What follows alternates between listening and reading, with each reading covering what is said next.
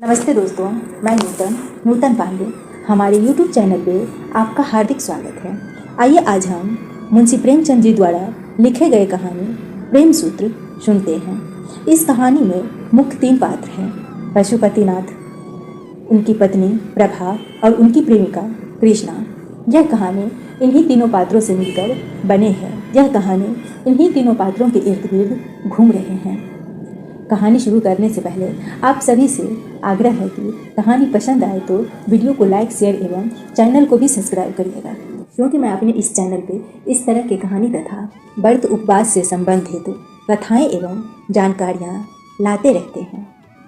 और अगर कहानी पसंद आए तो कमेंट में अवश्य बताइएगा कि कहानी कैसी लगी। तो आइए अब इस कहानी को प्रारंभ करते हैं। संसार में कुछ ऐसे मनुष्य भी होते हैं जिन्हें दूसरों के मुख से अपनी स्त्री की सौंदर्य की प्रशंसा सुनकर उतना ही आनंद होता है जितनी अपनी कृति की चर्चा सुनकर। पश्चिमी सभ्यता के प्रसार के साथ ऐसे प्राणियों की संख्या बढ़ती जा रही है। पशुपतिनाथ वर्मा इन्हीं लोगों में से था। जब लोग उनकी परम सुंदरी स्त्री की तारीफ करते हुए कहते, ओहो कितनी अनुपम रूप राशि है, कितनी अलौकिक सौंदर्य है, तब वर्मा जी मारे खुशी और गर्व के फूल उठते थे। ओए होए ओए होए ओए होए। संध्या का समय था। मोटर तैयार खड़ी थी। वर्मा जी सैर करने जा रहे थे, किंतु प्रभा जाने को उत्सुक नहीं मालूम होती थी। वह कुर्सी पर बैठी हुई कोई उपन्यास पढ़ रही थी। वर्मा जी ने कहा, तुम तो अभी तक बैठी पढ़ रही हो, मेरा तो इस समय जाने को जी नहीं चाहता। नहीं प्रिय, इस समय तुम्हारा न चलना सितम हो जाएगा। मैं चाहता हूँ कि तुम्हारी इस मधुर छवि को घर से बाहर भी तो लोग देखें। जी नहीं, मुझे यह लालसा नहीं है। मेरे रूप की शोभा केवल तुम्हारे लिए है और तुम्ही को दिखाना चाहती हूँ। नहीं, मैं इतना स्वार्थांध नहीं हूँ। जब तुम सैर करने निकलो, मैं लोगों से यह सुनना चाहता हूँ कि कितनी मनोहर छवि है। पशुपति कितना भाग्यशाली पुरुष है। तुम चाहो, मैं नहीं चाहती, तो इसी बात पर आज मैं कहीं नहीं जाऊँगी। तुम भी मत जाओ। हम दोनों अपने ही बाग में टहलेंगे। तुम हौज के किनारे हरी घास पर लेट जाना। मैं तुम्हें बीना बजाकर सुनाऊंगी। तुम्हारे लिए फूलों का हार बनाऊंगी। चांदनी में तुम्हारे साथ आँख मिचोली खेलूंगी। नहीं नहीं प्रभा, आज हमें अवश्य चलना पड़ेगा। तुम कृष्णा से आज मिलने का वादा कराई हो। वह बैठी हमारा रास्ता देख रही होगी। हमारे न जाने से उसे कितना दुख होगा। हाय वही कृष्णा, बार बार वही कृष्णा। पति के मुख से नित्य यह नाम चिंगारी की भांति उड़कर प्रभा को जलाकर भस्म कर देता था। प्रभा को अब मालूम हुआ कि आज ये बाहर जाने के लिए क्यों इतने उत्सुक है। इसीलिए आज इन्होंने मुझसे केशों को संवारने के लिए इतना आग्रह किया था। वह सारी तैयारी उसी उल्टा कृष्णा से मिलने के लिए थी। उसने दृढ़ स्वर में कहा, तुम्हें जाना हो तो जाओ, मैं नहीं जाऊंगी। वर्मा जी ने कहा, अच्छी बात है, मैं ही चला जाऊंगा। पशुपति के जाने के बाद प्रभा को ऐसा जान पड़ा कि वह बाटिका उसे काटने दौड़ रही है। ईर्ष्या की ज्वाला से उसका कोमल शरीर हृदय भस्म होने लगा। वे वहाँ कृष्णा के साथ बैठे विहार कर रहे होंगे, उसी नागिन केस वाली कृष्णा के साथ जिनकी आंखों में घातक विष भरा हुआ है। मर्दों की बुद्धि क्यों इतनी स्थूल होती है।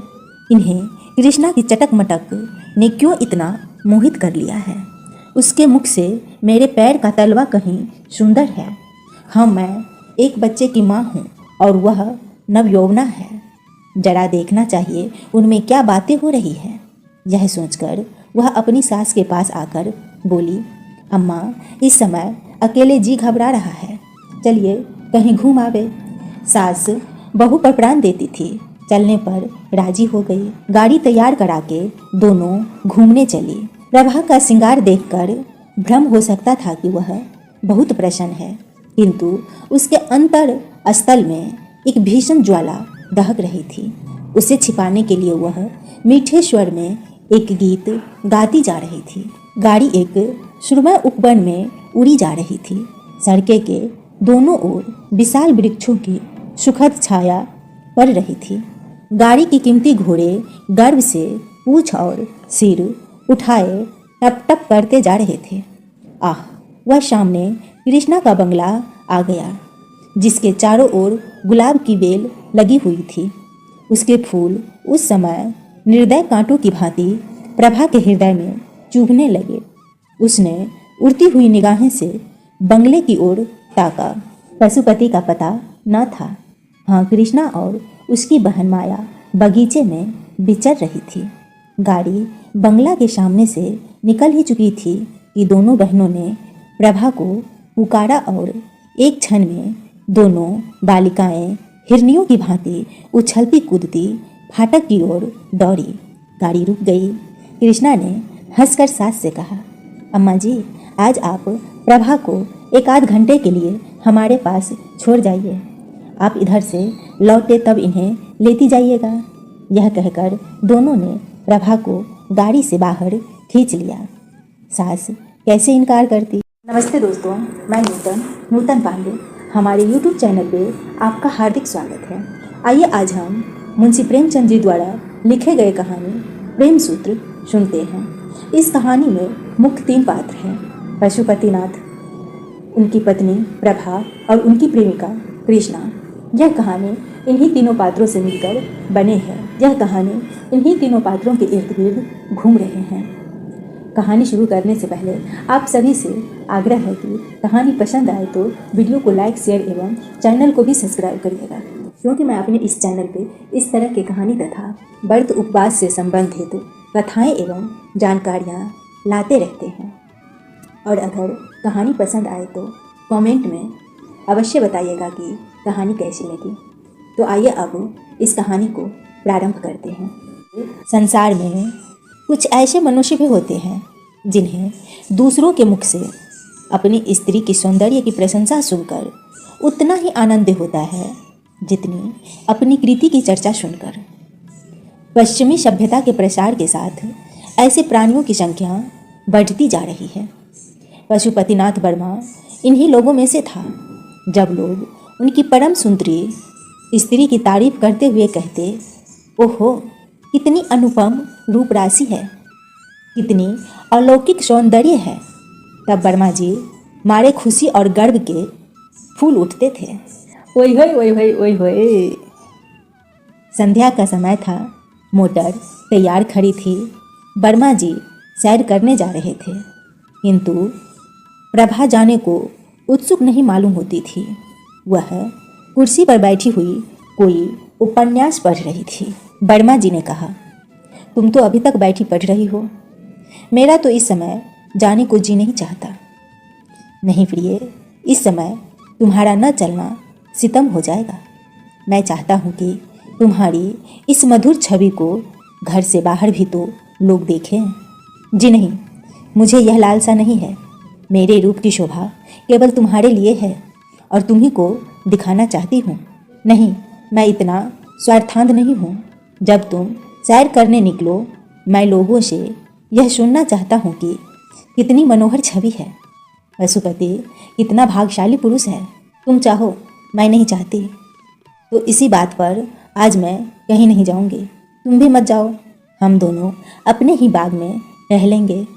तुम हौज के किनारे हरी घास पर लेट जाना। मैं तुम्हें बीना बजाकर सुनाऊंगी। तुम्हारे लिए फूलों का हार बनाऊंगी। चांदनी में तुम्हारे साथ आँख मिचोली खेलूंगी। नहीं नहीं प्रभा, आज हमें अवश्य चलना पड़ेगा। तुम कृष्णा से आज मिलने का वादा कराई हो। वह बैठी हमारा रास्ता देख रही होगी। हमारे न जाने से उसे कितना दुख होगा। हाय, वही कृष्णा, बार बार वही कृष्णा।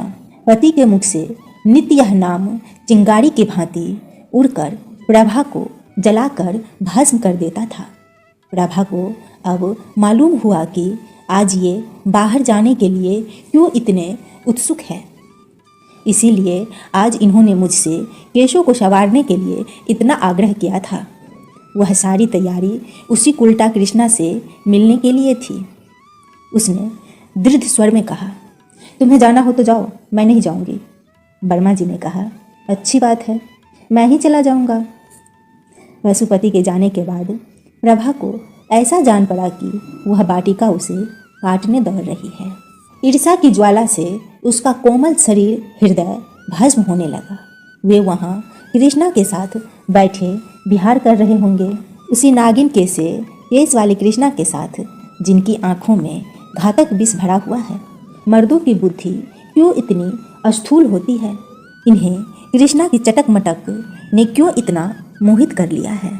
उसके मुख से मेरे पैर का तलवा कहीं सुंदर है। हाँ, मैं एक बच्चे की माँ हूँ और वह